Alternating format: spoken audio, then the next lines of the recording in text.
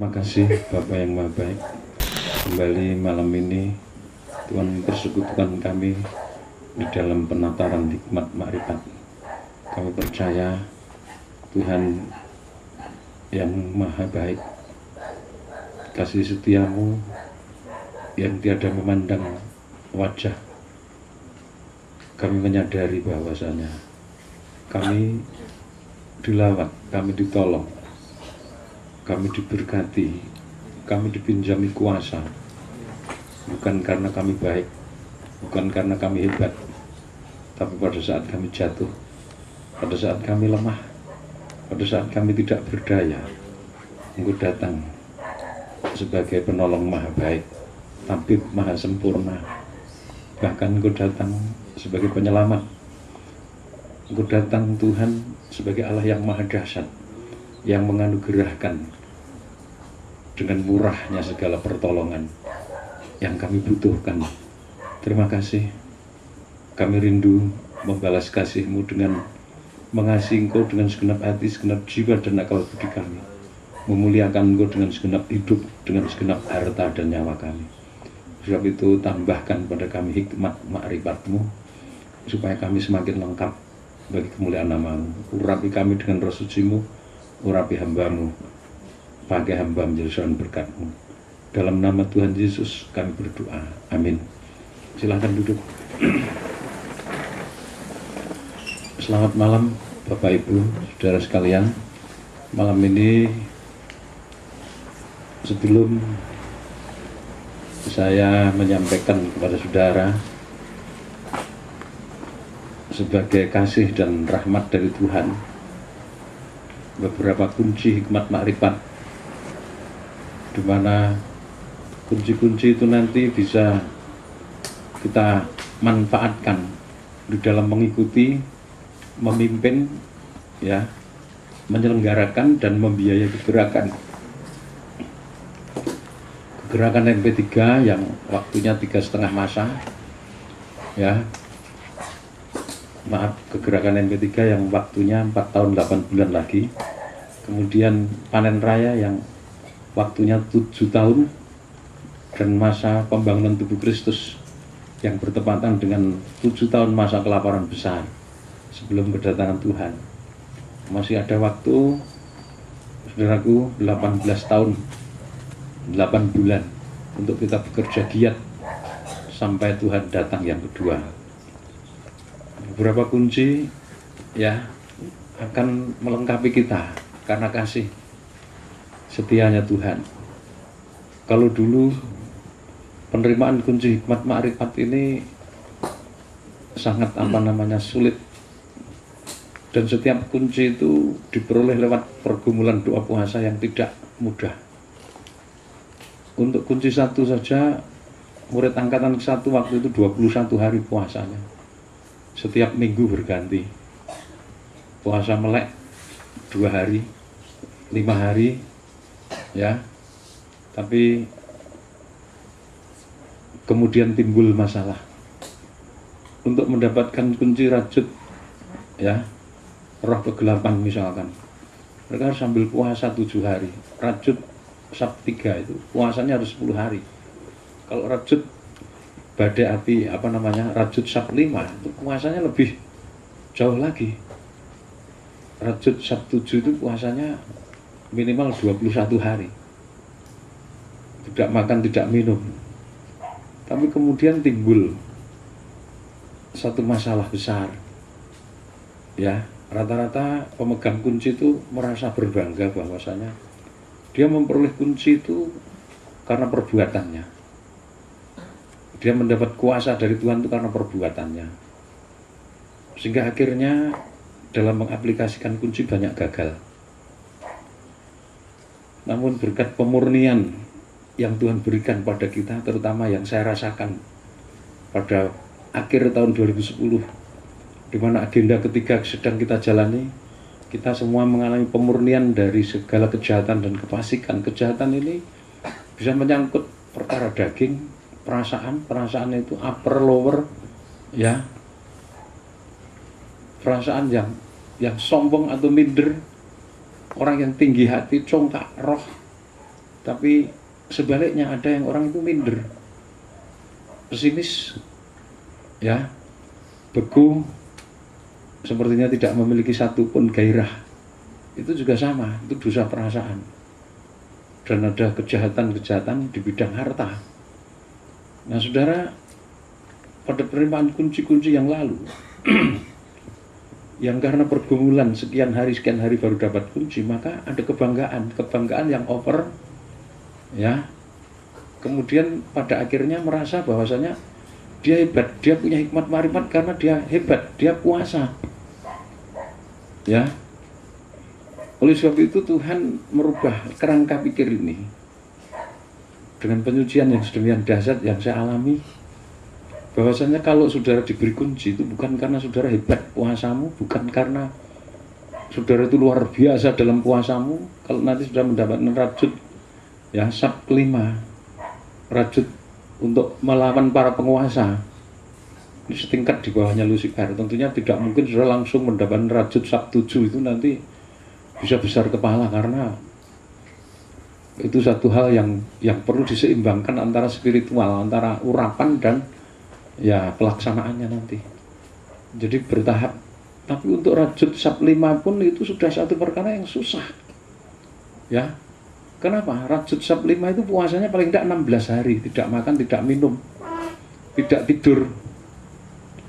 Nah karena puasa-puasa ini timbul kebanggaan yang salah, yang akhirnya menjerumuskan kepada satu kegagalan.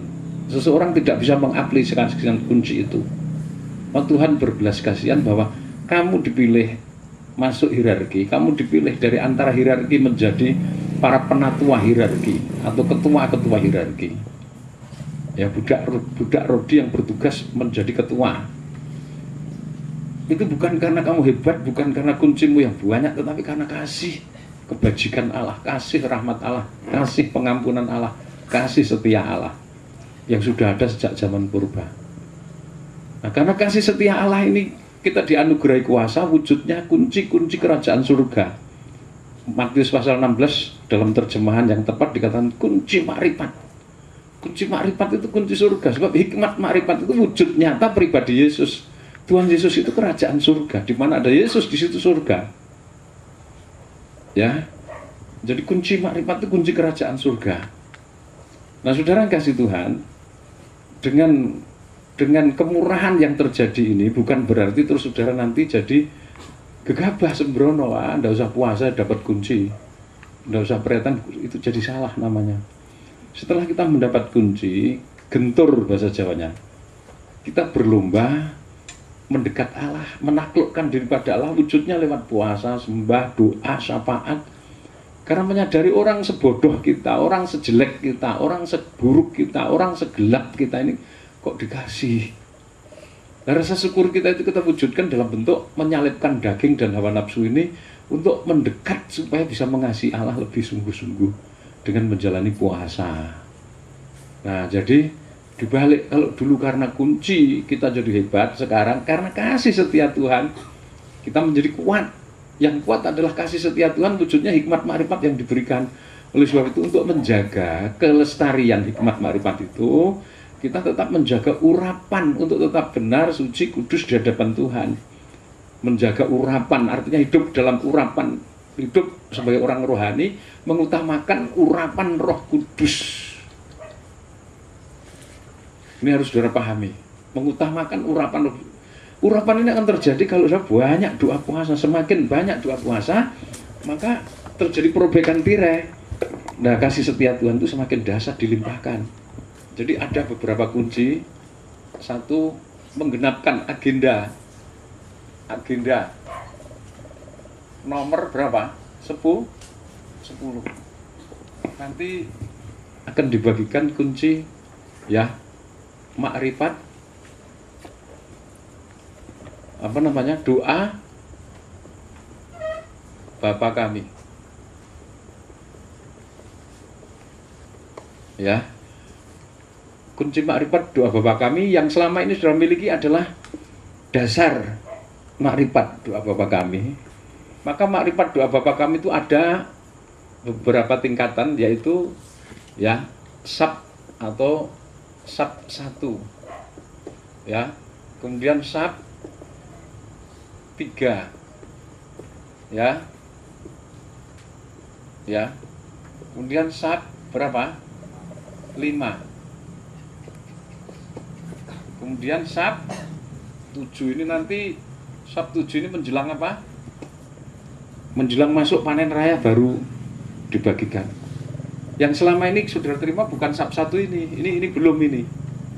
Ini belum. Ini nanti baru akan diterimakan ini. Ya. Kemudian yang lain yang akan Tuhan anugerahkan pada penataran selama 2 minggu ini, ya, rajut badai api, ya, rajut badai api. Ini nanti rajut badai api ini ada beberapa sab. Ini pulpennya yang sudah ini kosong semua, Mas Hari. Jadi yang di luar itu. Rajut badai api itu ada sab 1. Ini untuk mengatasi apa? Roh jahat. Kalau tentaranya iblis. Sab 3 itu untuk menghadapi penghulu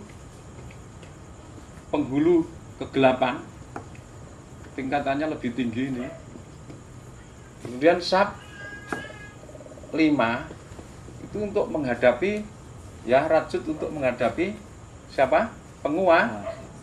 Penguasa, ya, kegelapan. Dan sab 7 ini untuk menghadapi siapa? Lucifer sendiri. Nah, kira-kira saudara pantasnya di mana?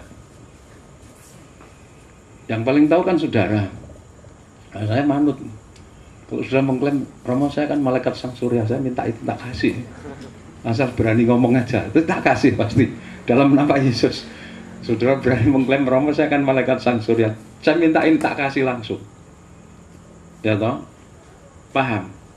Jadi ini nanti menurut tingkatannya, ini yang diperlukan mendesak waktu ini. Karena apa?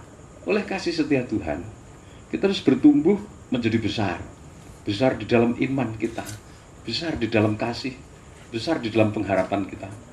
Ya, semakin bertambah dewasa, mengalami pemurnian, mengalami pembersihan, ya, besar di dalam pelayanan, besar di dalam pengorbanan, besar di dalam pengiringan, bertambah kuat di dalam roh. Artinya daging ini semakin disalibkan, roh urapan semakin dahsyat, semakin penuh hikmat makrifat. Itu pertumbuhan Tuhan Yesus menyatu untuk menginjak kepala ular. Jadi dalam waktu dekat musuh kita yang sangat ngamuk adalah Lucifer dan konspirasinya yang kecolongan. Kecolongan dengan ditahbiskannya Lewi-Lewi dan para full timer, kecolongan dengan lahirnya hierarki 171, kecolongan dengan lahirnya para penatua hierarki sebanyak 41 orang. Ternyata malaikat sang surya sudah lahir, 7 guru sudah lahir, ya, 70 penatua yang terpilih menjadi ketuanya telah lahir, 490 penghulu dari sekian banyak 70 ketuanya yang dari Indonesia 42, 27 sudah lahir, total 41. Jadi karena kecolongan marahnya luar biasa. Nah, kita perlu rajut. Rajut itu sama dengan apa? Perlindungan.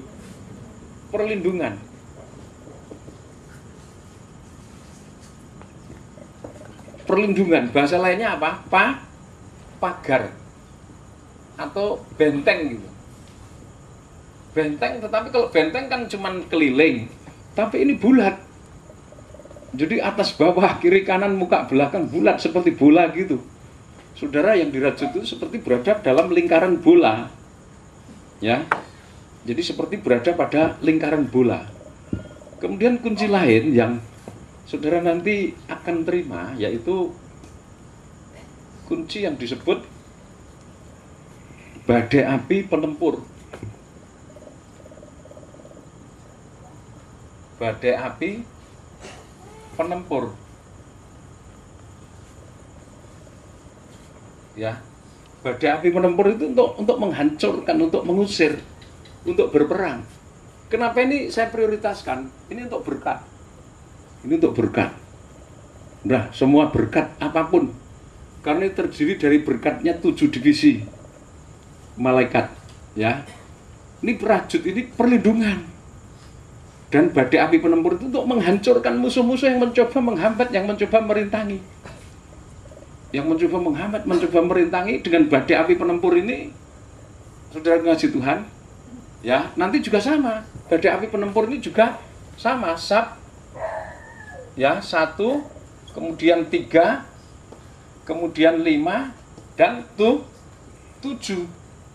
Badai api penempur sab 1 itu untuk melawan iblis, bala tentara iblis kerocokan begitu. Tapi kalau menghadapi penghulu, nah saudara, badai api penempur sab 3. Ternyata musuhmu bukan penghulu, lebih besar lagi. Ya istilahnya orang Jawa mengatakan kriwian dari grojokan, karena penghulunya kalah, lapor.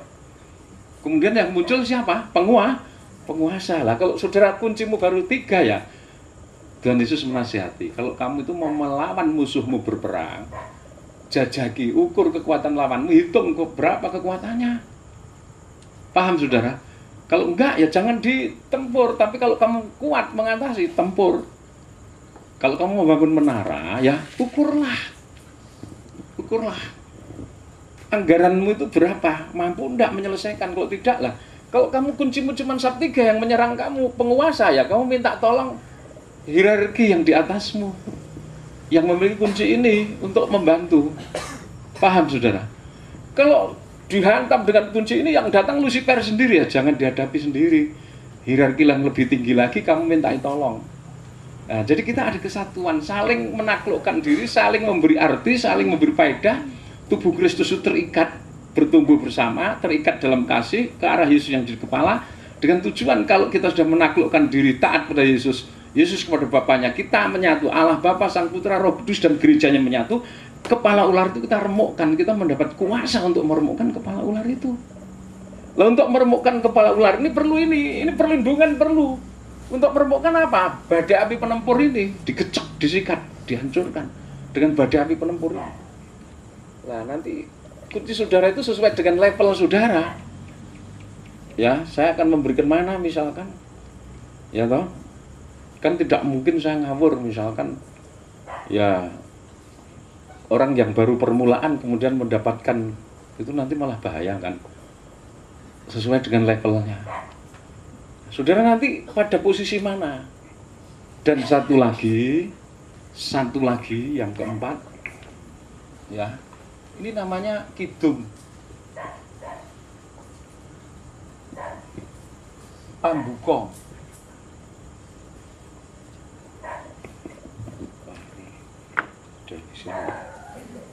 Kidung pambuka jagat.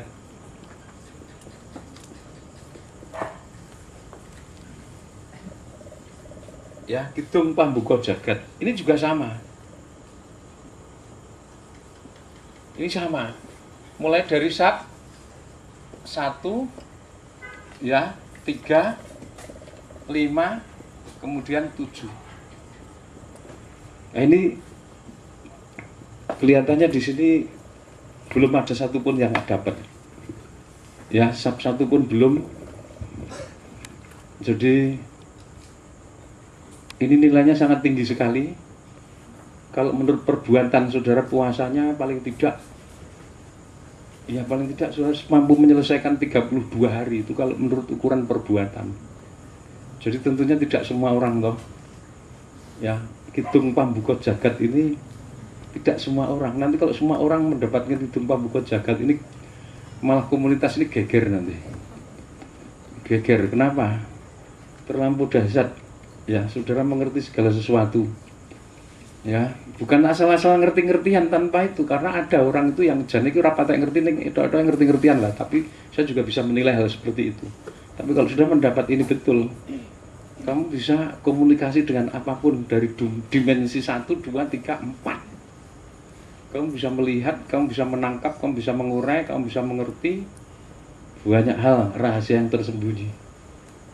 Ya, masuk di dalam kunci itu nanti yang disebut kembar jiwa. Ya, kembar rogo, kembar jiwa, kembar sukmo. 3 kunci itu merupakan strategi nanti untuk peperangan mengelabui Lucifer. Lucifer itu bisa mencolok putra, mencolok putri. Dia bisa melakukan tindakan satani pani murni dalam bentuk apapun.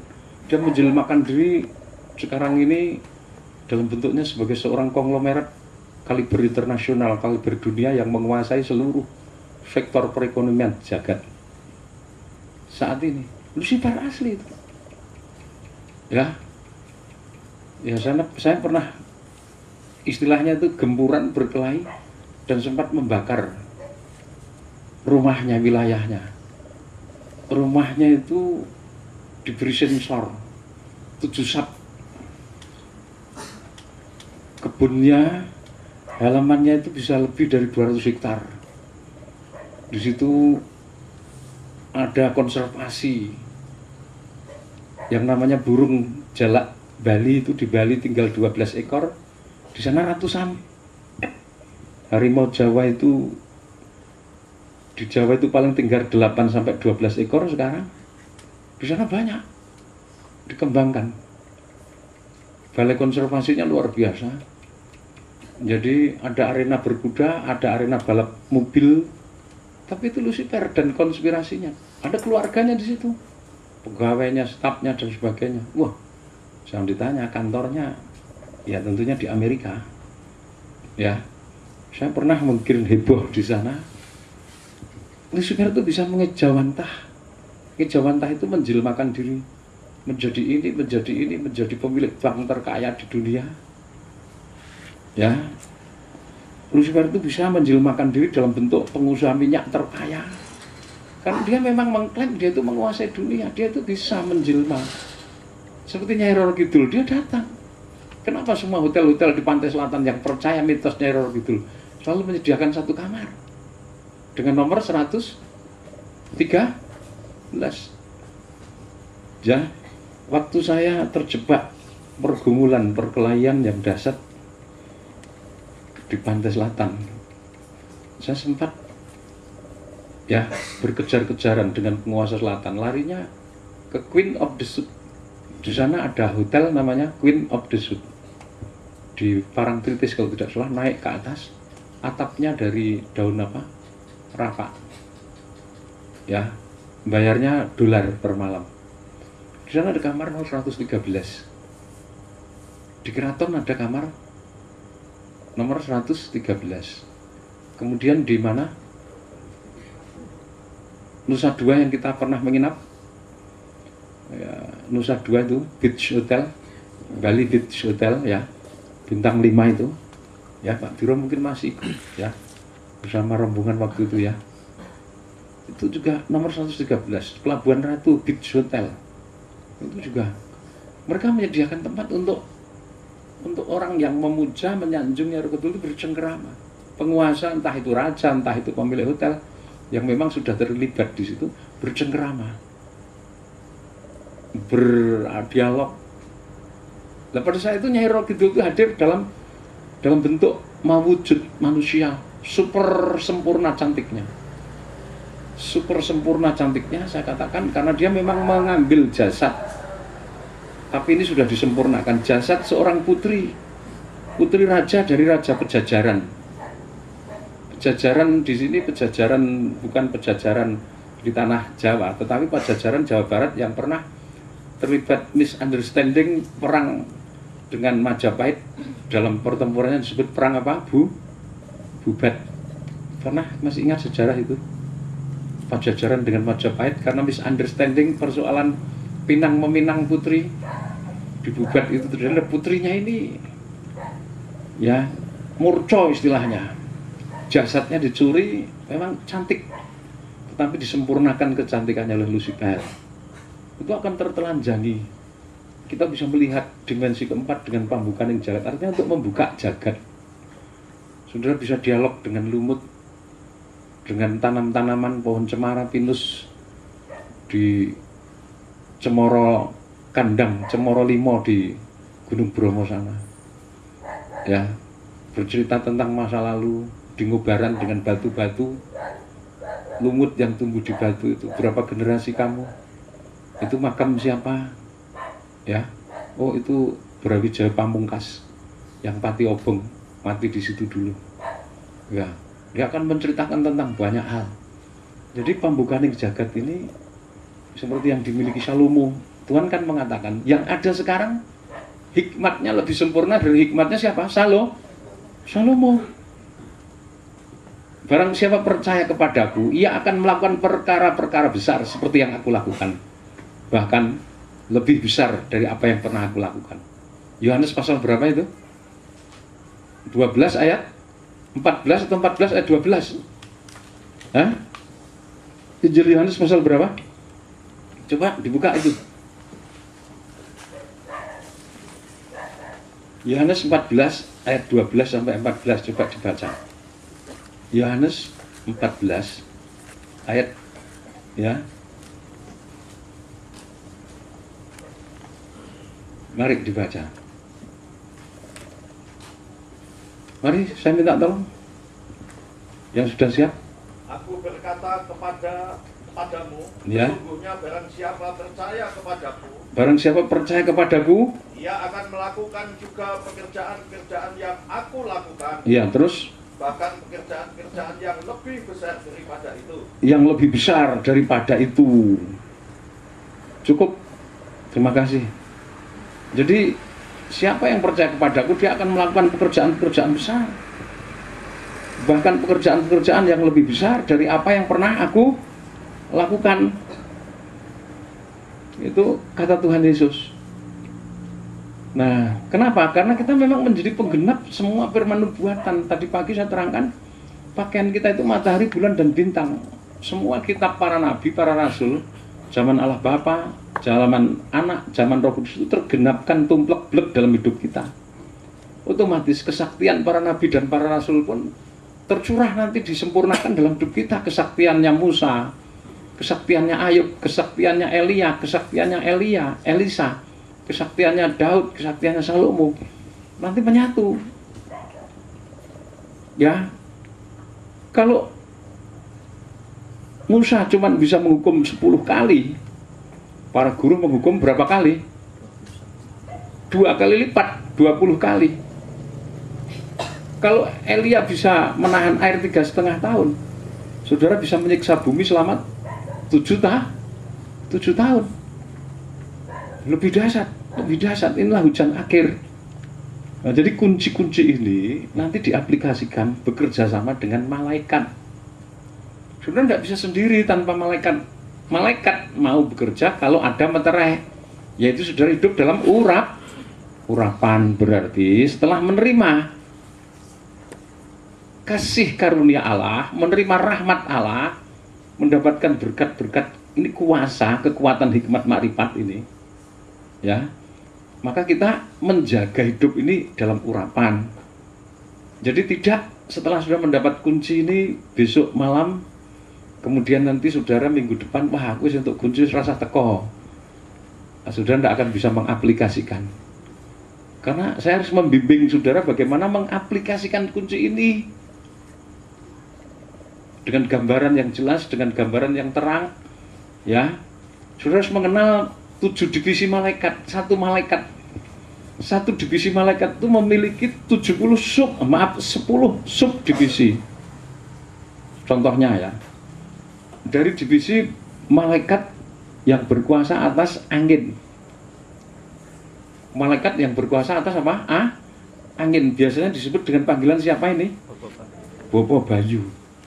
Kenapa saya selalu memakai panggilan ini dengan istilah bahasa Jawa? Saya kok tidak dinamai pakai bahasa Latin, ben gaya gitu. Nah, saya bukan orang yang berbahasa Latin. Bahasa saya itu bahasa Jawa. Jadi ya perkenalan saya panggil dengan bahasa saya. Waktu saya bertanya Tuhan atau Tuan, saya bertanya sama malaikat yang menemui saya harus memanggil Tuhan dengan nama apa?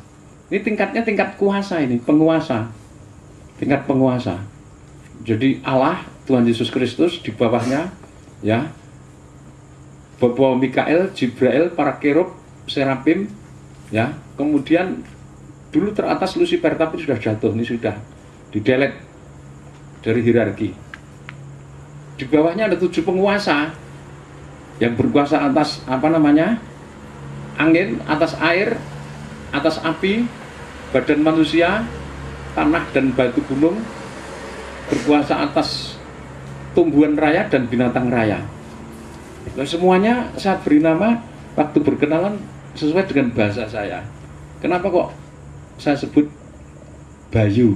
Bayu itu udara.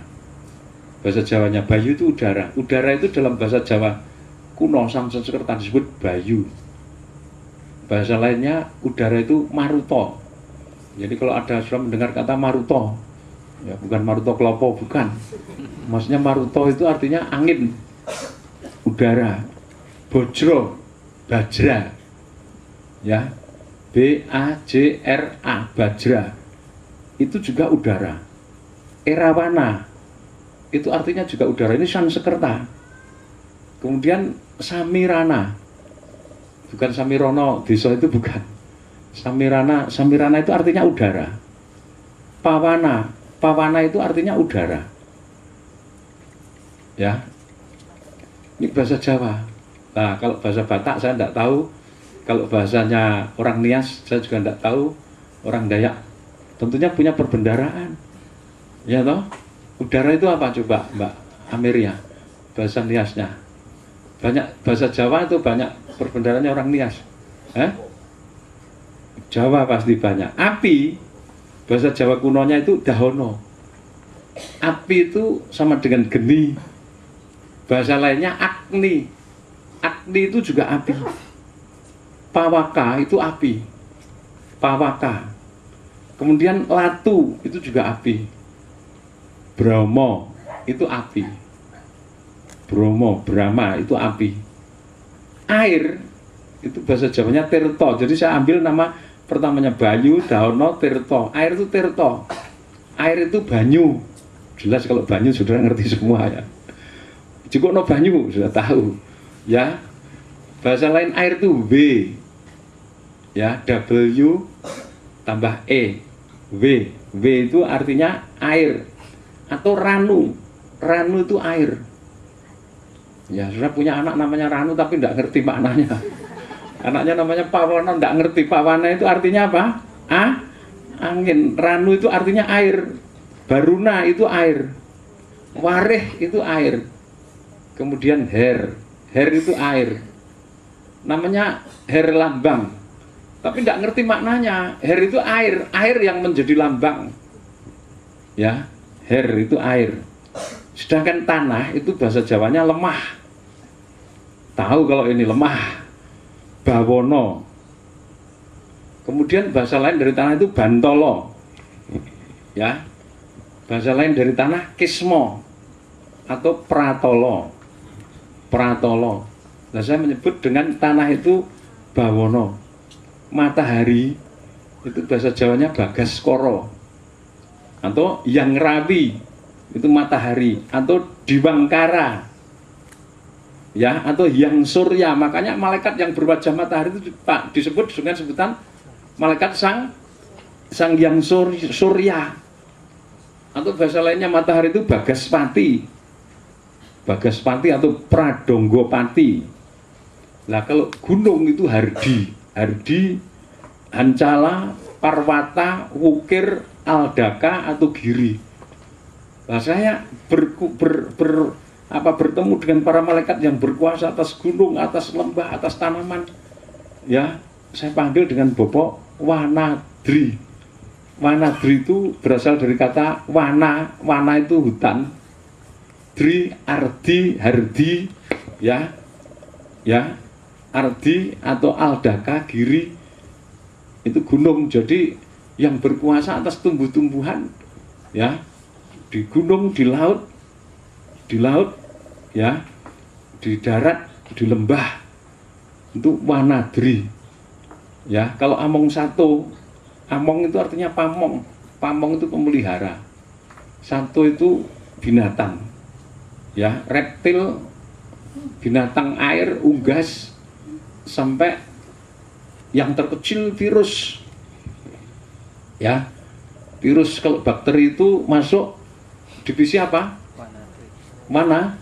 Bakteri itu tumbuh-tumbuhan yang terkecil berkembang dengan spora bersel satu, ya, tapi juga bisa menyebabkan timbulnya penyakit karena faktor jamur. Contohnya jamur salmonella yang ada pada makanan-makanan kaleng, makanan botol. Itu kalau dikonsumsi bisa merusak otak. Otaknya berjamur dan lain-lain, bisa menimbulkan keracunan. Berbeda dengan virus. Virus itu ya binatang yang terkecil, ya, yang memiliki ukuran 8 sampai 8.000 milimikron. Jadi lolos dari saringan apapun yang dibuat manusia. Bisa dilihatnya pakai alat ya teleskop yang super canggih baru diketahui wujudnya. Itu masuk semuanya. Nah, malaikat itu dibagi dalam beberapa divisi. Misalkan contoh yang berkuasa atas udara, itu Bopo Bayu saya panggil. Bopo Bayu itu punya 10 sub divisi. Nomor 1 saya sebut Bopo Topan, ya, tingkat tertinggi. Kemudian nomor 2 Bayu Angkoso. Bayu Angkoso itu malaikat yang berkuasa atas angin di udara, ya. Bayu Samudra itu yang berkuasa atas angin udara di dalam laut. Jadi di dalam laut itu ada udaranya, saudara. Kalau di dalam laut tidak ada udara, binatang hidup enggak? Hidup enggak? Sebab itu ikan itu bernapas dengan apa? Insangnya untuk menghisap udara di dalam air. Ada yang keempat itu Bayu, ya, Warih. Bayu Warih. Warih itu apa tadi?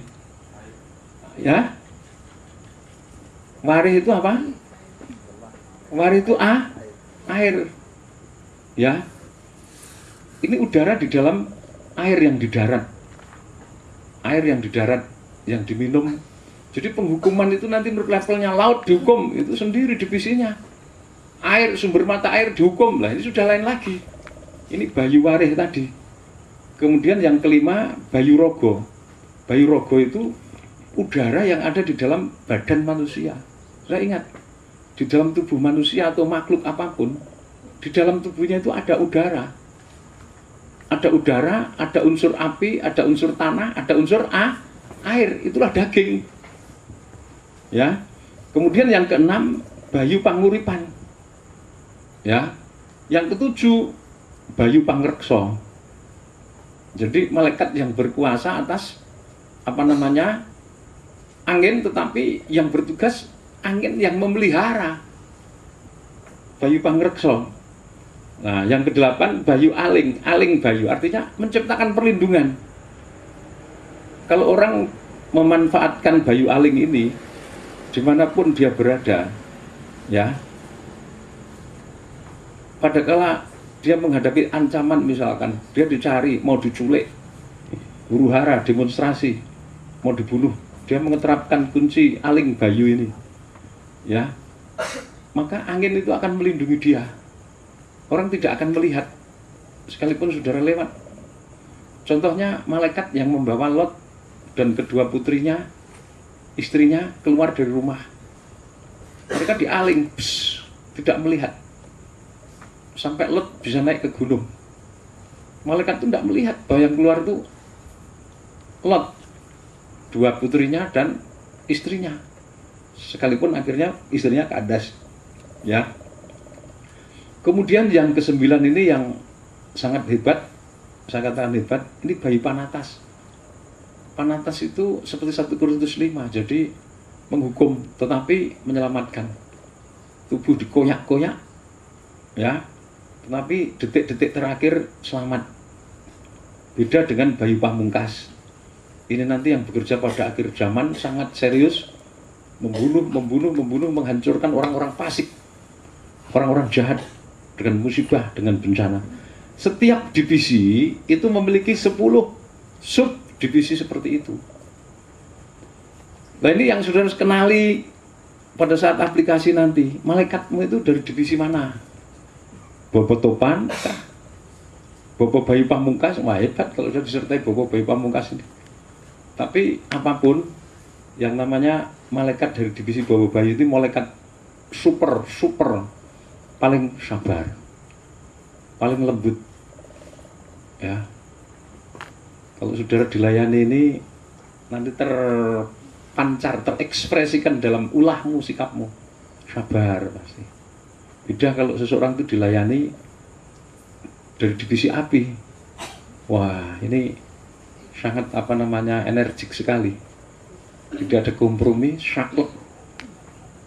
Ya. Seringkali bunda ini dibuat menangis terpingkel-pingkel. Ya, pada saat saya tidak ada, yang menjaga ini di tubuh ini dari divisi Bapak Dahono. Bunda ini lembab semua wajahnya. Salah ya dimarahi habis-habisan. Kalau benar apresiasi. Tapi kalau salah, tidak cocok sedikit, wah jangan ditanya. Itu juga terdiri dari 10 subdivisi itu. Yang ke-6 Dahono Panguripan, Dahono Pangreksa, Aling Dahono, Dahono Panatas. Pokok yang kelima, yang 6, 7, 8, 9, 10 itu rata-rata sama bentuknya. Panguripan, Pangreksa, ya, Aling, kemudian Panatas, Pamungkas. Itu nomor 5, 6, 7. Tapi nomor 1, 2, 3, 4, 5 itu yang berbeda. Ya. Api itu ada api yang di bumi, ada api yang di angkasa, petir, guruh. Ada api ya di matahari. Ada api yang di dalam badan manusia. Jadi ini menjaga keseimbangan, keselarasan jagat. Air juga begitu. Ya. Air yang di bumi, air yang di laut dijaga malaikat. Air yang di angkasa dijaga malaikat. Ada Among Tirto Salju. Saudara ingat waktu PPIKM di Bandialit? Itu kan musim kemarau yang panas, terik, kering. Saudara naik truk seperti habis kena abu gunung merah, turun dari truk. Iya toh, cantik, rambutnya putih berbedak semua. Karena memang musim kemarau, tapi sudah lihat waktu itu. Karena ikut ambil bagian dalam di situ dari divisi Bopo Tirto, ya, di mana di situ Tirto Salju hadir. Jadi udara yang panas itu diubah menjadi dingin sekali. Di Bandialit mandi pun rasanya dingin sekali, airnya dingin. Jadi pada saat ditriangulasi, ya itu bukan dari Tirto Salju, tetapi dari Among Tirto, embun kabut. Harusnya panas sekali, tapi karena Tirto embun ini datang, jadi sejuk. Begitu saudara pulang, shred. Entah saudara belum sampai di desa ya, panasnya sudah berubah. Saya berjalan dari wisma saya ke dapur itu, wah, badan itu kayak, kepala ini kayak mau meledak. Jadi malaikat itu bekerja sama, luar biasa.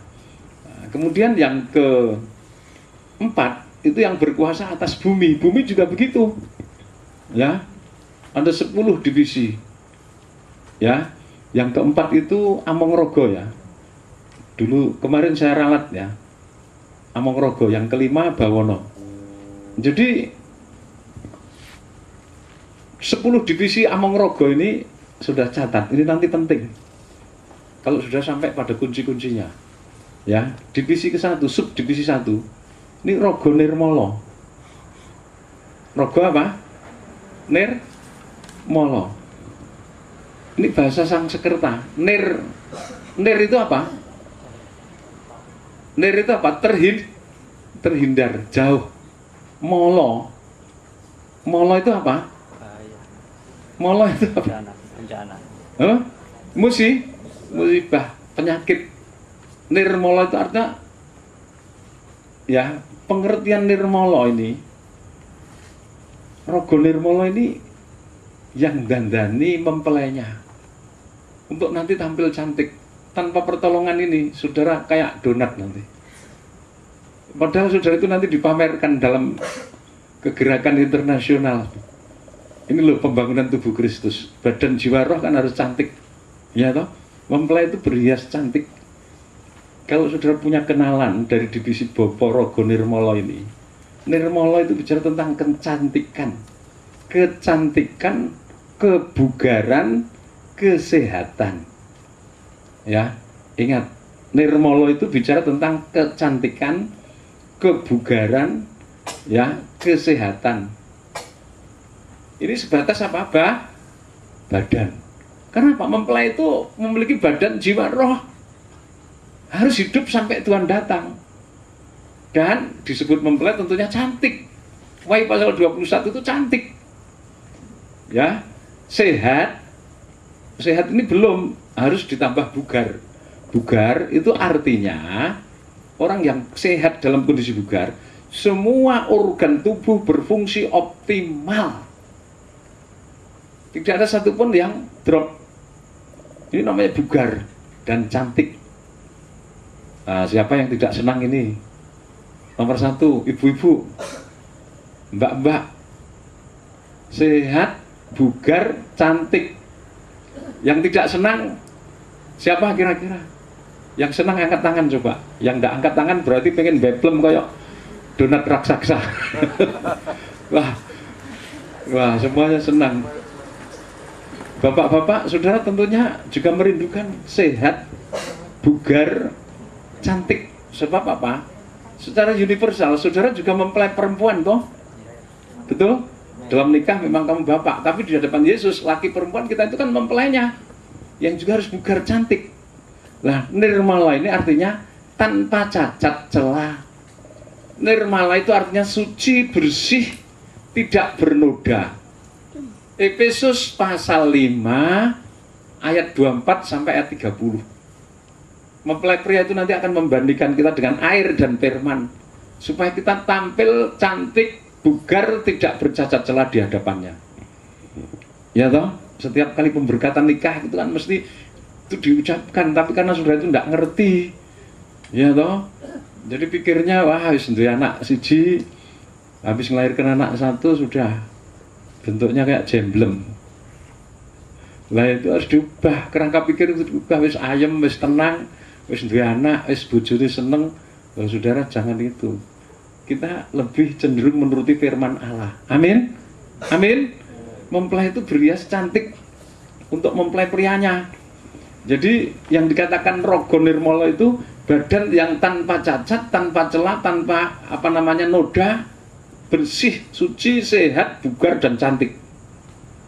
Ini divisi Bapak Mongrogo yang ke-1. Pernah yang mendapat kunci ini atau yang mendapat layanan malaikat ini? Nah, saudara mendambakan tentu yang ibu-ibu, ya. Terus yang subdivisi kedua adalah pambangun rogo. Subdivisi ketiga pambangun jiwa. Subdivisi keempat pambangun suksma. Suksma itu roh. Divisi kelima penjemput, ya. Jadi yang suka menjemput, yang menjemput badan ketika mati. Bukan Hades dan Seol. Kalau Hades Seol itu malaikat jatuh. Maut arahnya Hades Seol itu neraka. Tapi ini malaikat yang menjemput untuk dibawa ke hadapan Allah ketika mati. Atau dengan kata lain pangundang suksma. Penjemput itu pangundang. Pangundang suksma. Jadi saatnya kita dipanggil Tuhan kembali ke rumah Bapa. Ini yang menjemput. Untuk orang selamat. Tapi kalau yang tidak selamat, yang jemput siapa? Seol namanya, malaikatnya Seol, Hades. Ya, jadi beda. Kemudian dari subdivisi ini yang ke-6 sama Among Rogo, ya, atau Rogo Panguripan, Rogo Pangreksa, Rogo, ya, atau Aling Rogo, Rogo Panatas dan Rogo Pamungkas. Itu nanti sampai 1 sama begitu. Saudara harus mengenali betul kunci-kunci ini yang akan saya berikan. Tolong dicatat nanti sesuai level saudara. Saya bertanya di antara saudara, ya, yang mengikuti penataran hikmat makrifat ini, siapa yang belum pernah mendapat kunci sama sekali? Coba angkat tangan. Yang belum pernah mendapat kunci sama sekali, angkat tangan yang tinggi. Ya, baik. Dicatat Pak Hari, ya. Nanti untuk disampaikan supaya nanti saya bisa membimbing. Terus satu lagi siapa? Yang lainnya, kamu sudah dapat kunci apa? Sudah puasa kasih dulu. Oh, belum dikasih ya. Berarti belum mendapat rahmat. Dicatat nanti, ya. Nanti mendaftar langsung saja ke Bunda. Ya, nama siapa? Belum pernah mendapat itu lewat penggembalaan langsung, ya. Kalau yang mahasiswa nanti lewat tulis atau siapa yang mendapatkan pendelegasian tugas, ya. supaya nanti bisa diatur. Yang baru mendapat 1 kunci saja, makrifat doa Bapa kami, angkat tangan yang tinggi. Yang 1 kunci saja, 1, 2, 3, 4, 5. Ya, tolong nanti juga dianu ya Pak Hari, yang dicatat ya, yang cuman dapat 1 kunci saja. Ya, selebihnya sudah lebih dari 1 ya. Selebihnya sudah lebih dari 1. Ya, saya kira itu yang patut diperhatikan. Kemudian perlu saya sampaikan juga kepada saudara, ketika saudara mengaplikasikan rajut dan badai api penempur, itu begini, coba dihapus Pak Hari.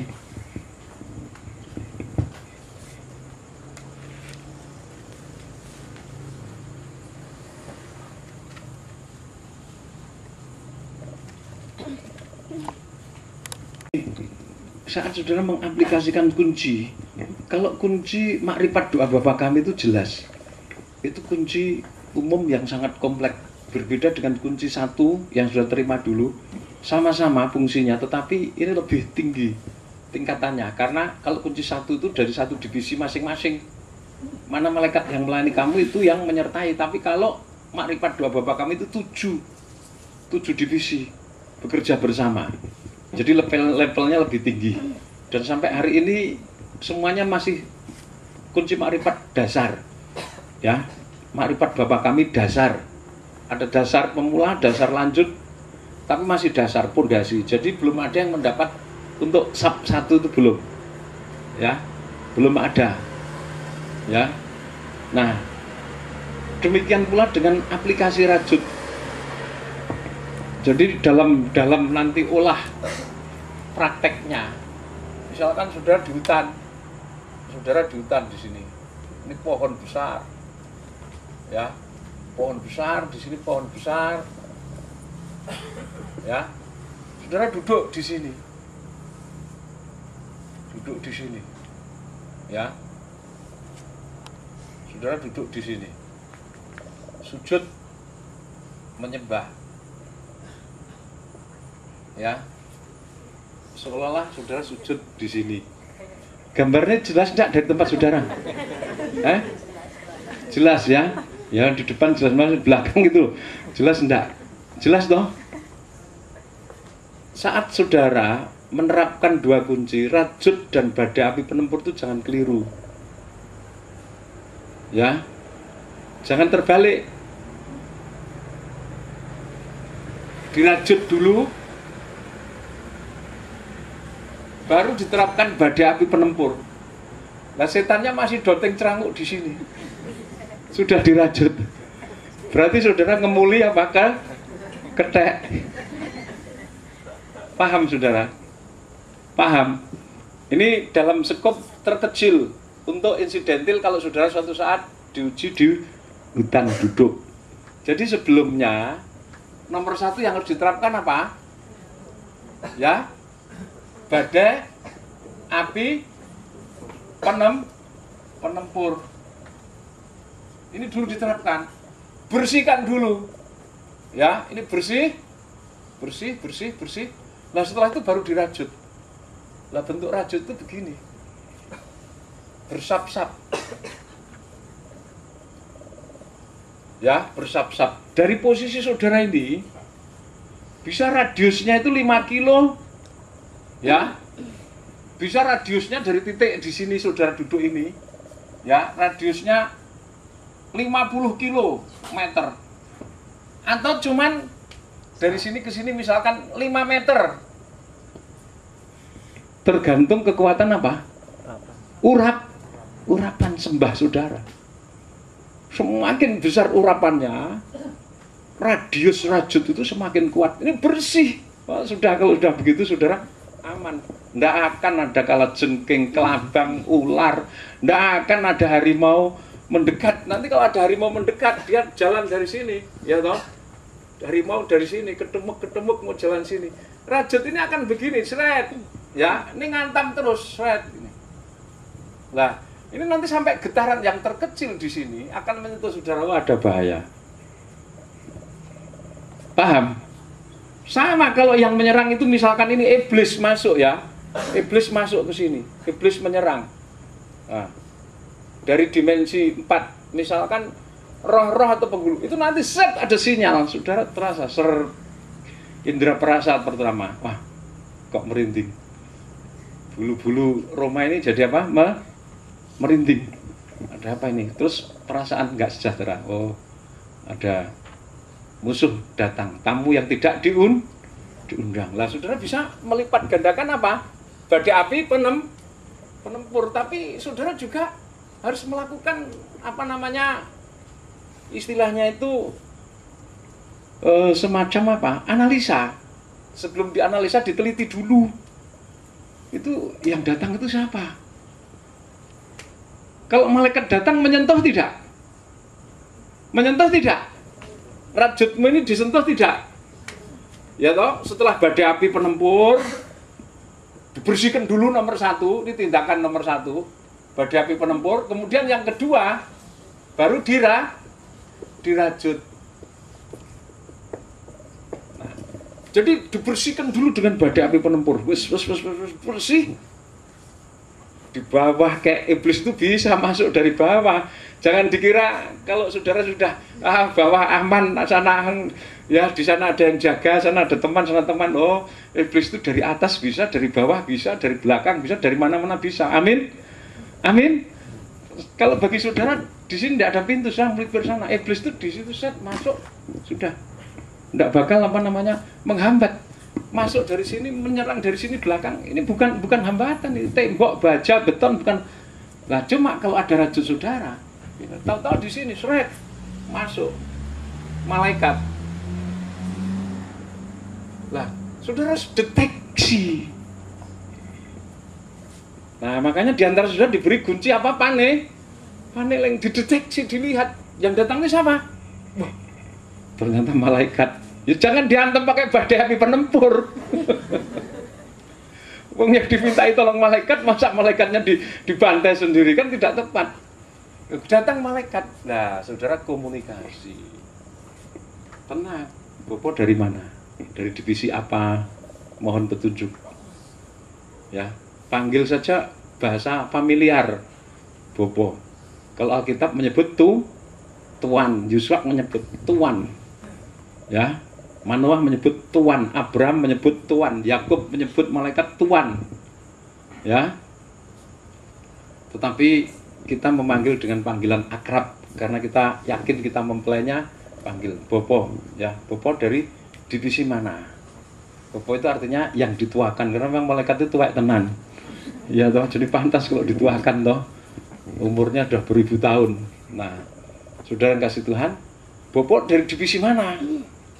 Oh, saya Rogo Nirmolo. Wah, kebetulan pucuk dicinta ulam tiba. Bopo begini-begini dialog. Terserah nanti arahnya kemana. Tetapi setiap orang bergumul sesuai kebutuhan masing-masing. Kalau kebutuhanmu kebutuhan ekonomi, ya bicara tentang ekonomi. Tentunya yang kamu harapkan adalah dari divisi apa? Panguripan. Kalau kamu sedang dalam pertempuran, tentunya perlu perlindungan. Perlu apa? Badai api apa? Penempur. Ya, Kidung Pangrekso, Aling, dan lain-lain itu yang diharapkan. Nah, ada saatnya. Bukan malaikat, ya, bukan iblis, ini bukan binatang, tapi gembala datang, seret, dumuk, ya. Jangan langsung digempur. Kualat sudah, diurui pinter nudui wong tua, ya. Ya, gembala sering enggak kalau saudara dalam kondisi latihan terus melihat kehadiran gembala? Banyak enggak yang melihat? Hah? Apalagi kalau saya sudah meniup seruling, lah berarti saya saatnya apa? Keliling itu kalau di hutan. Ya toh? Saya datang saya hanya melihat, menguji, mengamati. Saya tidak akan mengganggu konsentrasi saudara, tapi paling tidak ketika ditriangulasi. Fisiknya Bu Kemat itu dipakai untuk penguasa selatan. Ya. Jadi masuk ke sebelah timur ke Dusun Rawa Bu Kemat di dekat pohon besar itu ya kalau tidak salah. Di sana. Kemudian waktu saya keliling, waktu itu saya diikuti siapa? Pak Rusman ya. Pak Rusman atau Pak Hari?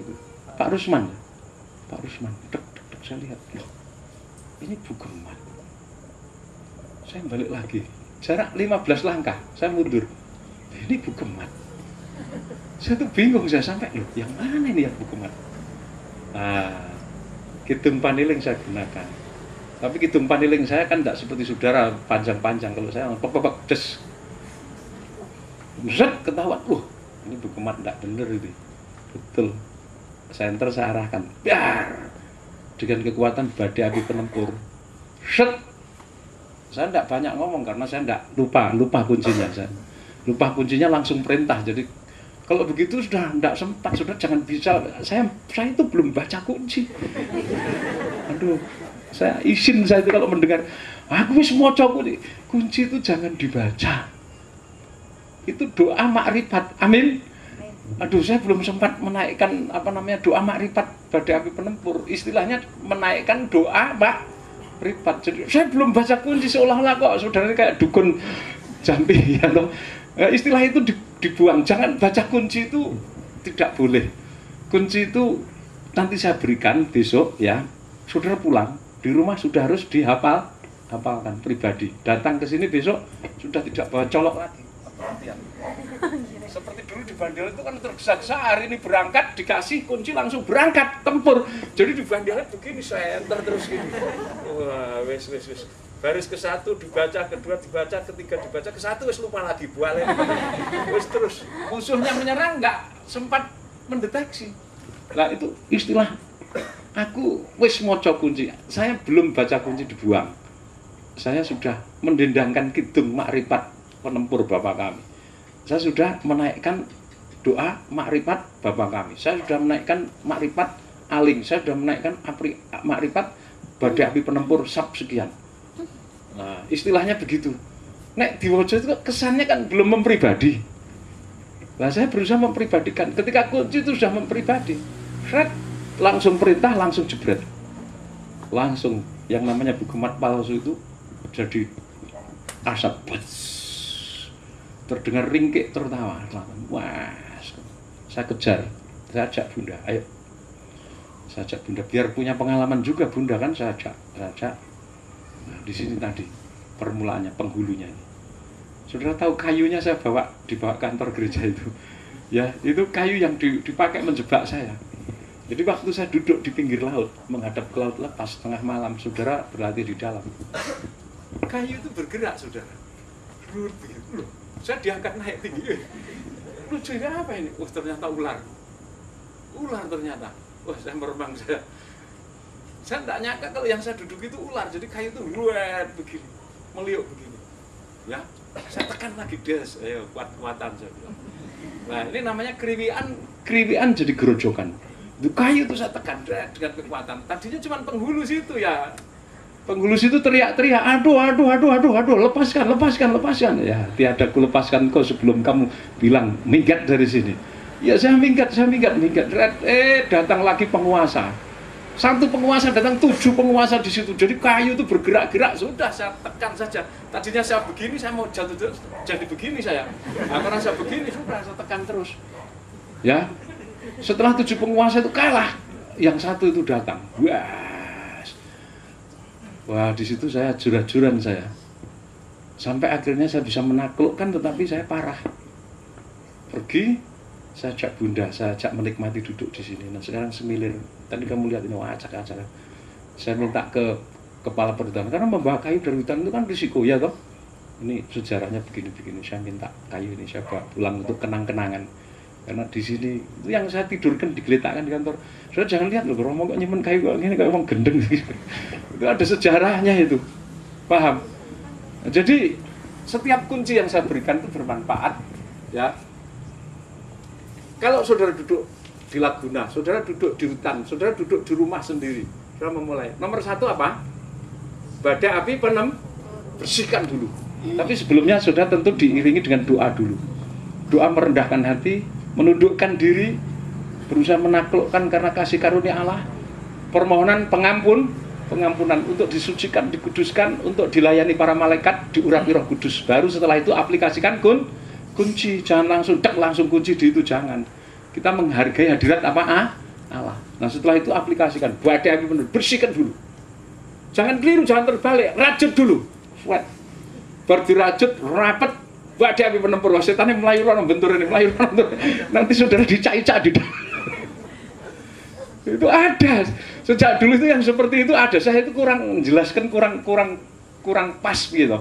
Wis tak bulan baleni sing arep ora ngerti tak kontek kok, tapi kenyataannya itu ada. Lho kowe kok bohong kabeh. Kelihatannya kamu tuh kok sebal iya Romo semalam suntuk saya tuh dihancur begini rasanya kayak mau mati lah. Kenapa? Sudah saya rajut. Lalu terus habis saya rajut saya usir semuanya. Enggak pergi mana. Saya itu ditendangi, dicak-cak, diserang. Semalam suntuk saya geru-geru terus kata, ndak asal menolong lah. Ya wis mbok rajut, mbok tutupi, mbok bunteti. Saya lagi bagus. Berarti setannya itu di dalam lingkaran situ terus. Nah, kekuatan rajut ini diameternya baik ke atas, ke bawah, ya, ke seluruh berbagai sisi. Itu tergantung apa? Urapan. Jadi kalau urapan kuat, ya luar biasa. Dulu, ya, Bapak Widodo Saputra almarhum, pertama kali penataran hikmat makrifat, ya, karena ketekunan, kesetiaan dan keberaniannya. Saya taruh di tepi telaga rawa di Bandialet, sebelah barat melingkar, berseberangan dengan laut. Ya, biasanya di situ penyeberangan harimau, macan tutul dan lain-lain itu ke situ ke arah barat melipir naik ke gunung. Nah, di situ saya taruh. Ketika almarhum ini sedang kedengaran suara kresek. Ya, dia lihat, loh kok dekat sekali. Ternyata apa? Buaya keluar dari telaga itu. Tapi buaya itu tidak bisa mendekat, cuma jarak 5 meter. Tapi walaupun 5 meter kan mengerikan sekali. Sementara satu pihak harus duduk, taat sampai pagi. Jadi buaya itu keliling-keliling, terus ternyata rajutnya dia hanya sebatas 5 meter.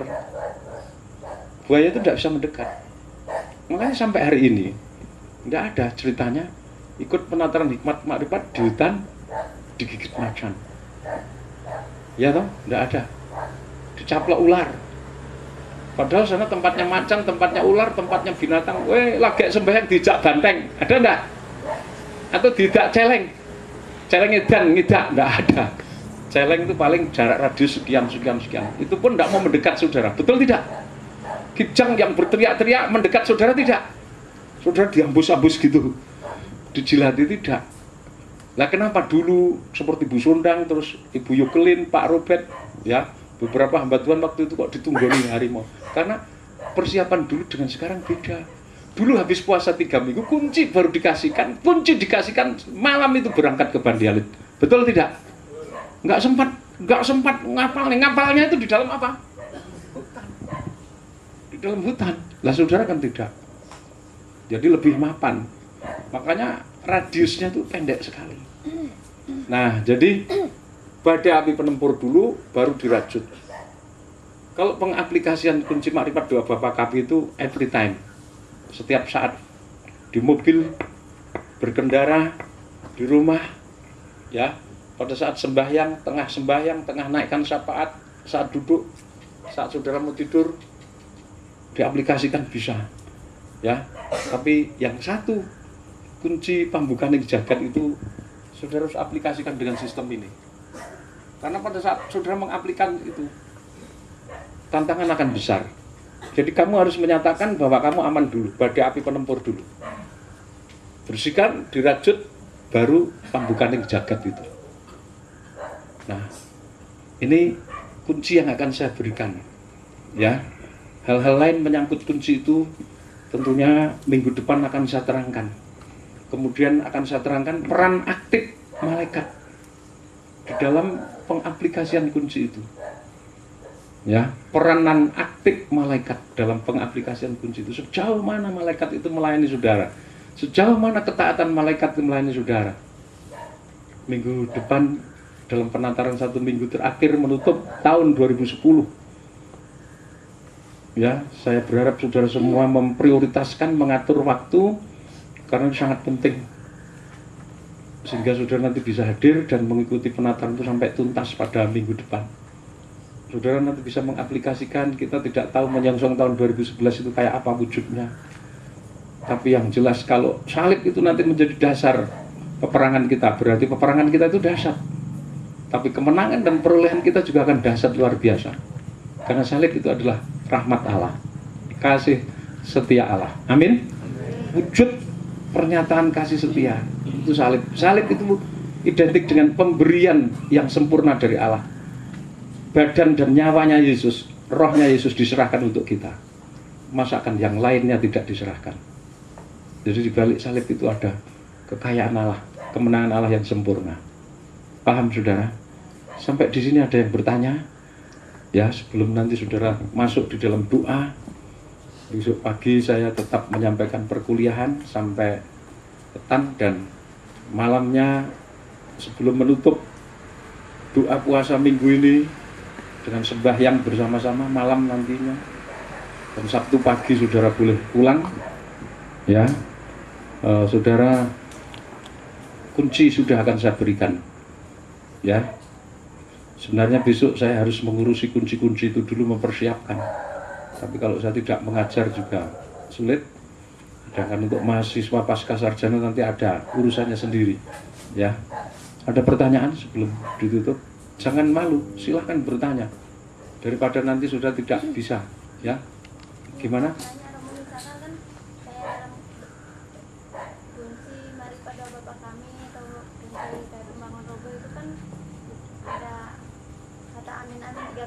Ya. Nah, pembacaannya itu apa setiap kali, misalkan mau baca 3 kali atau 5 kali gitu, apa setiap kali baca sekali, aminnya 3 kali itu juga dibaca apa terakhir? Sebenarnya begini, penerapan amin itu terserah saudara. Karena kalau kita berbicara tentang amin, kita berbicara tentang pribadi Yesus. Amin itu mengandung makna bahwasanya Dia, Sang Alfa dan Sang Omega, melakukan sesuai ketetapan dan kehendaknya. Terjadilah kehendak Bapa. Itu artinya amin. Ya, kehendakmu Sang Alfa, kehendakmu lah Sang Omega yang terjadi dalam hidupku. Itu amin. Kamu ucapkan 3 kali bisa.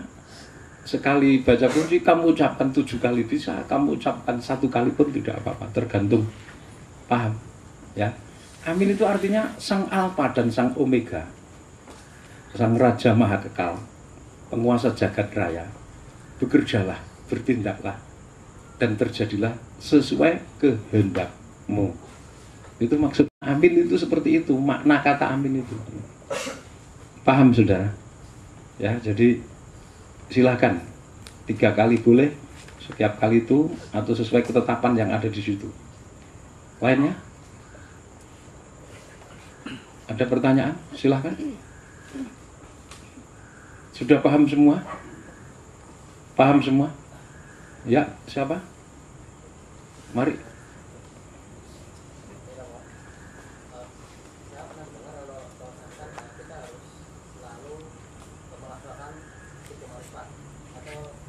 Harus selalu apa?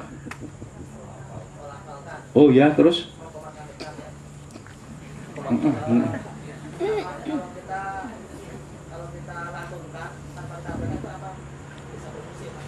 Maksudnya?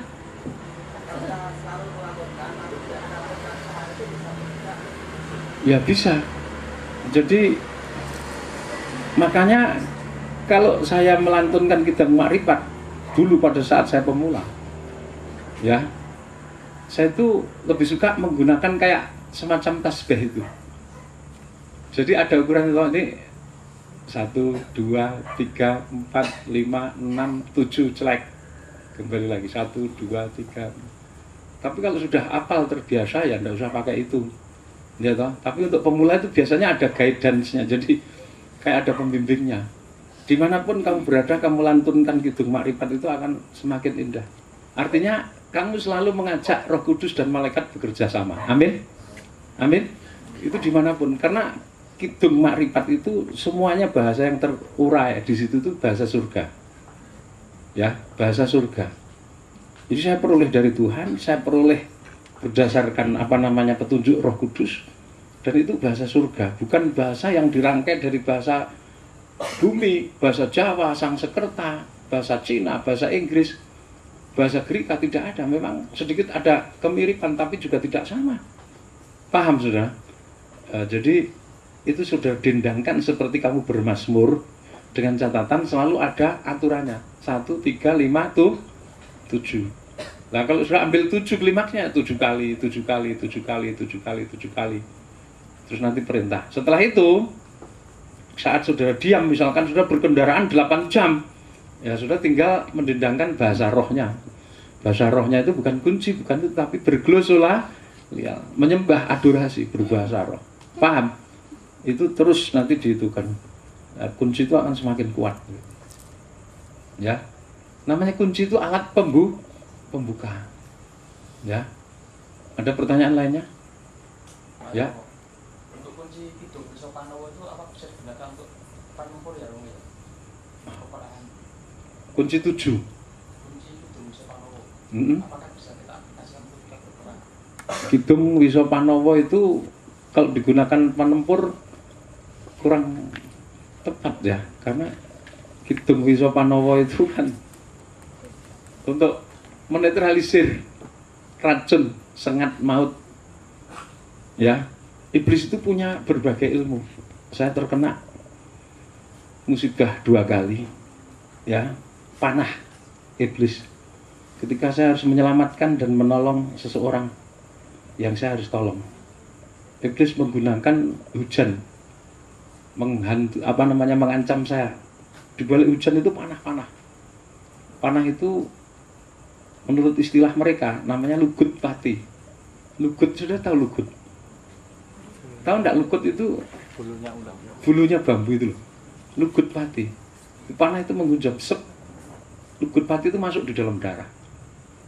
Lugut pati itu bereaksinya kalau seseorang itu nervous, seseorang itu gelisah, seseorang itu marah, uring-uringan, lugut pati itu bereaksi menjadikan badannya seperti panas membara, seperti mau pecah. Ya. Nah, untuk menetralisir itu kita menggunakan Wisopanowo. Yang namanya Wisopanowo, ya. Wisopanowo itu tentunya Panowo itu penawar. Sedangkan Wiso itu apa? Racun. Itu kalau untuk kesembuhan bisa. Virus itu kan racun. Virus itu bahasa Latin. Bahasa Latin dari virus itu, ya, selain virus juga racun, poison. Jadi itu identik, racun dan virus itu sama.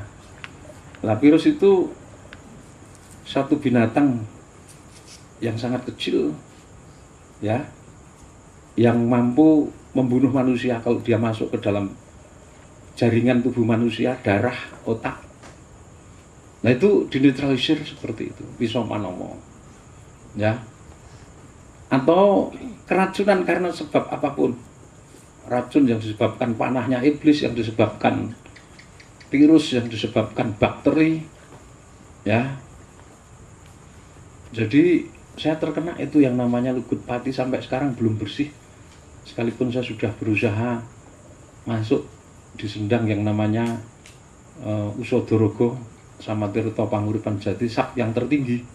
Tapi karena memang diasatnya, kejinya, ya, kalau itu terkena manusia biasa tentunya sudah langsung out dengan darah yang panas membara, kemudian pecah pembuluh-pembuluh darah dan mati. Ya, itu racun yang keji, racun yang luar biasa lah. Itu dengan Wisopanowo bisa. Tapi untuk itu karena itu Lucifer, jadi ya sabnya harus sab yang ke-7, jadi tidak sembarang.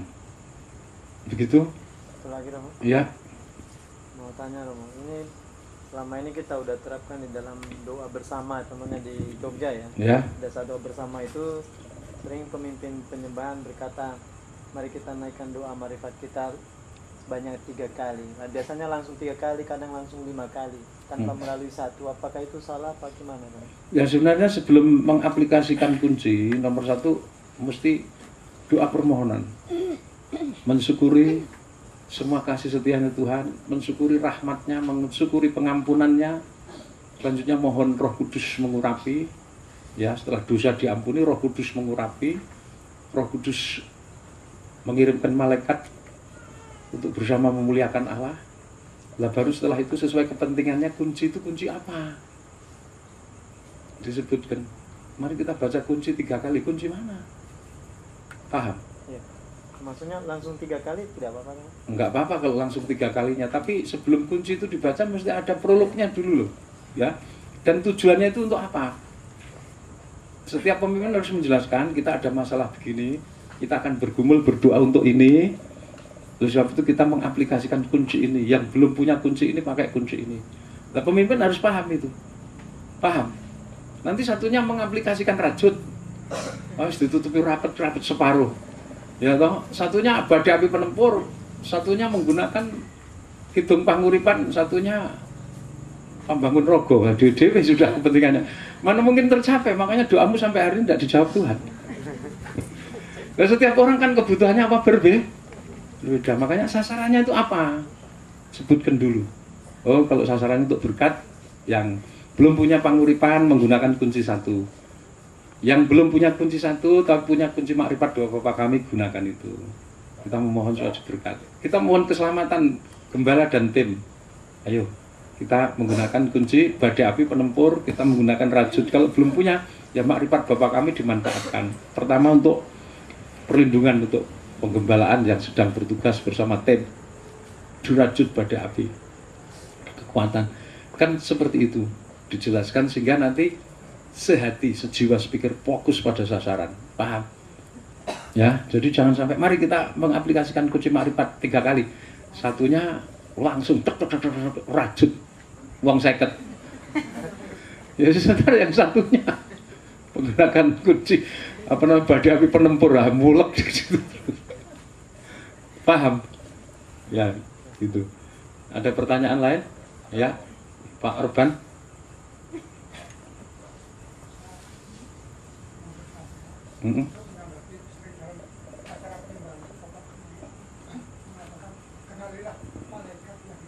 Betul. Setelah saya praktekkan itu dari dulu ada bahasa tersendiri untuk kita berbicara dengan orang tua. Stop jawabnya setelah selesai itu timbul hanya dengan emblem tulisan gitu. Dengan apa? Tulisan pengenalannya. Oh, minta emblem gitu Mas. Enggak, ingin tahu bicara secara langsung siapa nama Bapak yang layani saya. Tapi jawabnya bukan suara tapi hanya dengan tulisan pengenal.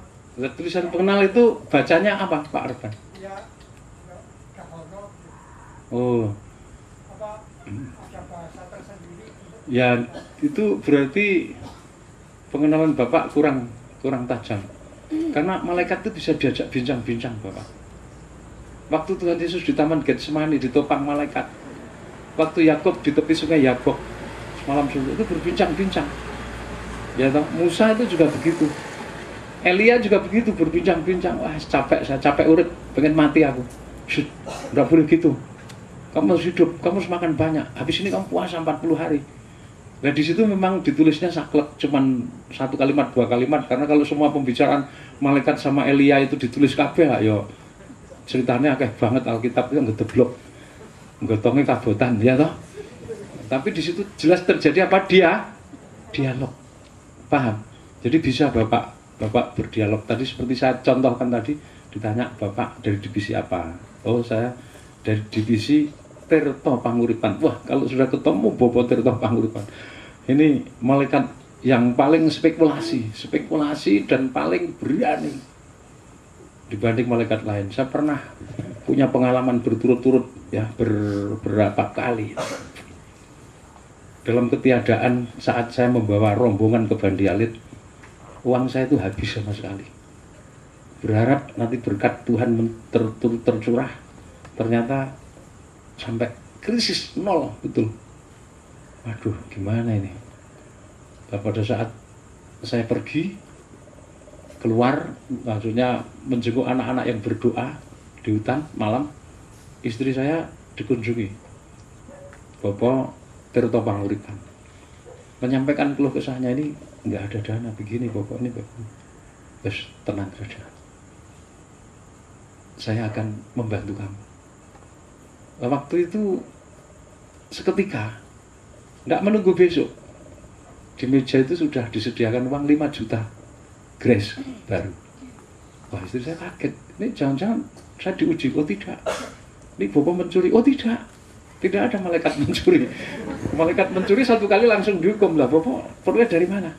Ya, malaikat itu kan bisa ngembar jiwa. Pada saat ngembar jiwa dia bisa menghubungi seseorang pengusaha atau siapa. Aku memerlukan ini. Kalau malaikat meminta pada pengusaha, aku memerlukan, masa pengusaha itu menahan uang? Tidak mungkin. Jangan-jangan digentam, oh tidak. Itu kan namanya akal-akalan. Aku minta, aku perlu uang ini. Aku datang ke rumahmu, aku perlu uang ini. Karena ada seseorang yang aku mau tolong.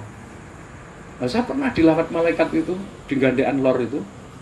Waktu itu pengerjanya Mbak Yanti, Mbak Warsini, Pak Cornelius Ngatmianto, betul ya, yang almarhum itu.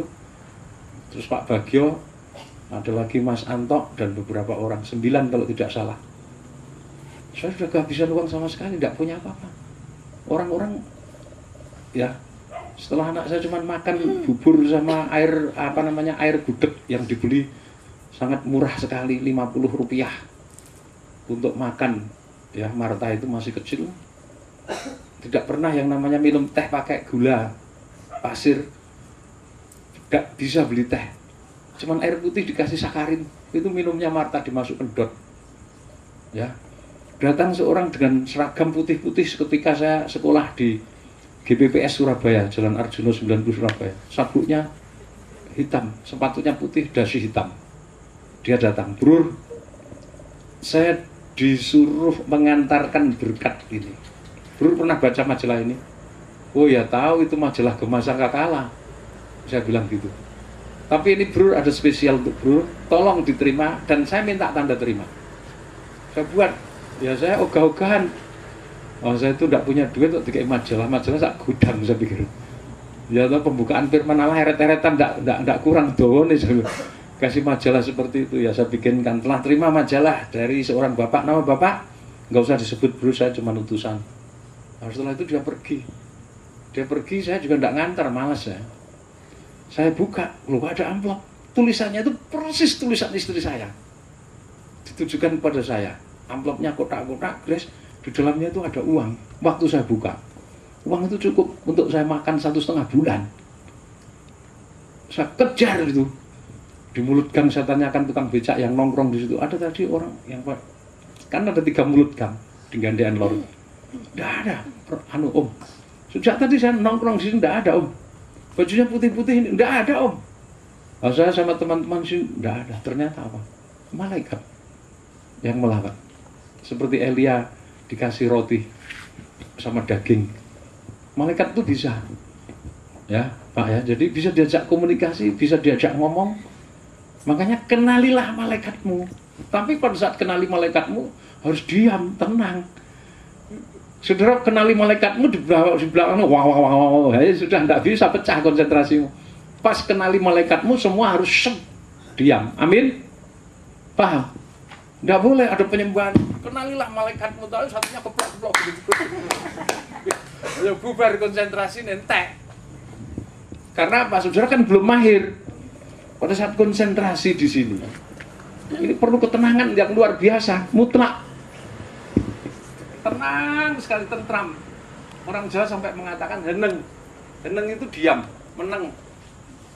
Heneng itu pikiran fokus kepada sasaran yang akan kita kenali, ya toh? Eling itu artinya selalu ada kontak dengan Tuhan.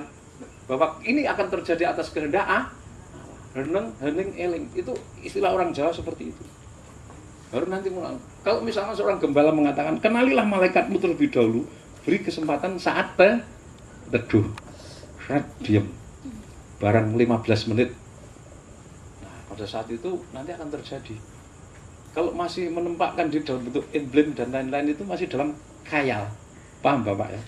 Tapi kalau sudah face to face melihat, mungkin dari sini nanti dari pohon cerat ada cahaya terang sekali.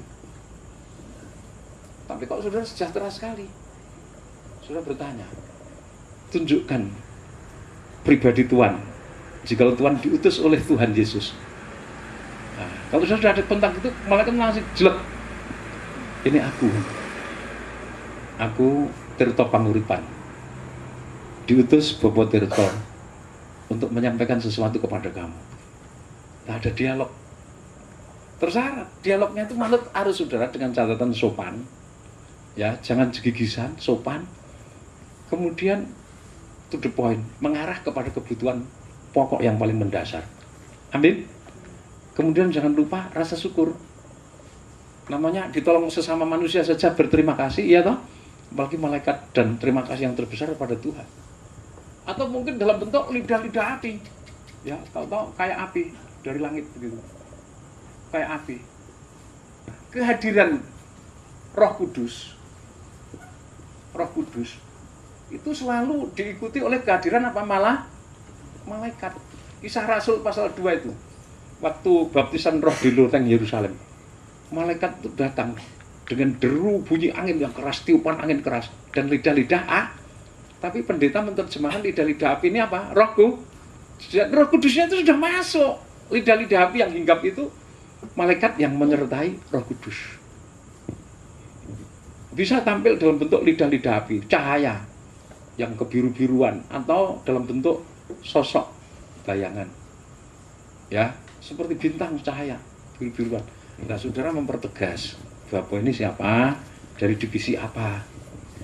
Paham, saudara? Oke? Ada pertanyaan lain? Ya, Mas Rosa. Tanya Romo, dalam kasus aplikasi Jumat Marifat, seringkali kita misalnya kita ingin membaca 7 kali gitu. Jangan membaca. Ingin mendendangkan. Ya. Itu misalnya hitung doa Bapa Kami. Ya. Banyak 7 kali. Tapi dalam praktiknya kadang baru 5 kali itu baris, mungkin yang ke-5 kali sudah baris yang ke-4 kita sudah terlupa mungkin karena serangan dan sebagainya. Iya. Itu apa yang harus kita lakukan? Apa kita mulai dari Enggak, teruskan saja. Atau hanya baris itu saja? Teruskan saja sesuai keyakinan saudara. Karena Tuhan tidak mungkin menghukum kalau kamu salah baca 6 kali terus dihukum, tidak mungkin. Tetapi lebih sempurna kalau sesuai patron, paham? Itu kan namanya insiden. Sedang mendendangkan kidung makrifat. Ya, misalkan badai api penempur, tahu-tahu sudah digempur dulu. Ya tentunya namanya orang perang insidentil. Langsung perintah, malaikat itu serba sekalipun bukan maha tahu, tapi dia sangat tahu kondisi saudara yang terjepit. Amin. Amin. Tapi saudara jangan gampang nek ngono aku rapal rapopo. Ini beda lagi kasusnya ya toh. Malaikat anti sama orang yang keset seperti itu. Paham? Ya, baik begitu. Ada lainnya? Tidak ada? Baik, malam ini saya akan mempersiapkan kunci-kunci untuk saudara.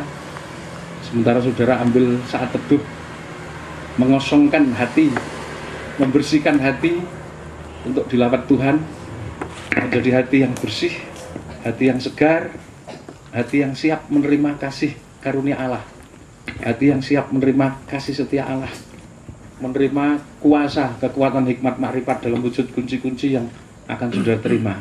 Jadi usahakan saudara doa, konsentrasi betul-betul, sekalipun tidak ada mandor, pengerah dan lain-lain. Sekali lagi usahakan dengan sungguh-sungguh sampai sudah merasakan hadirat Allah yang luar biasa. Ya, demikian. Selamat malam. Tuhan memberkati. Nanti pengawasan saya serahkan kepada para hamba Tuhan, para penatua hierarki untuk saudara melakukan koordinasi di dalam pengawasan sembahyang. Ya, supaya tidak terjadi sesuatu yang tidak diperkenan Allah. Mari kita berdoa. Sepanjang malam ini hamba menyerahkan seluruh umat-Mu dalam cengkeraman kasih, rahmat-Mu, kasih pengorbanan dan pengampunan-Mu yang maha dahsyat, yang telah menjadikan dosa mereka yang gelap pekat menjadi putih seperti salju, seperti bulu domba. Bukan karena usaha mereka, tapi karena Engkau maha baik. Bahkan oleh karena kasih setiamu, Engkau membangun hidup mereka, keluarga, nikah, masa depan, dijadikan alat yang dahsyat bagi satu pekerjaan besar. Sekalipun hal ini sangat tidak disukai oleh musuh kami, Lucifer, para penguasa, penghulu dan roh-roh jahat. Tapi kami percaya bersama Tuhan kami akan menjadi pemenang abadi. Berkati mereka dengan kekuatan dari tempat mati. Dua bagian roh suci mengurapi mereka dalam kerinduan dan kasih mula-mula yang membara. Mereka berjaga, berdoa, menyembah dalam roh dan kebenaran firman, menyediakan wadah hati untuk diberkati Tuhan, diberkati dalam berkat jasmani, 30, 60, bahkan ada yang 100, ada yang 1000 kali. Semuanya karena kasih setiamu, bukan karena usaha mereka, bukan karena kebaikan mereka, tapi karena Engkau maha baik. Jaga dan lindungi, rajut dengan badai apimu. Dalam nama Tuhan Yesus, hamba berdoa. Amin. Selamat malam, Tuhan berkati.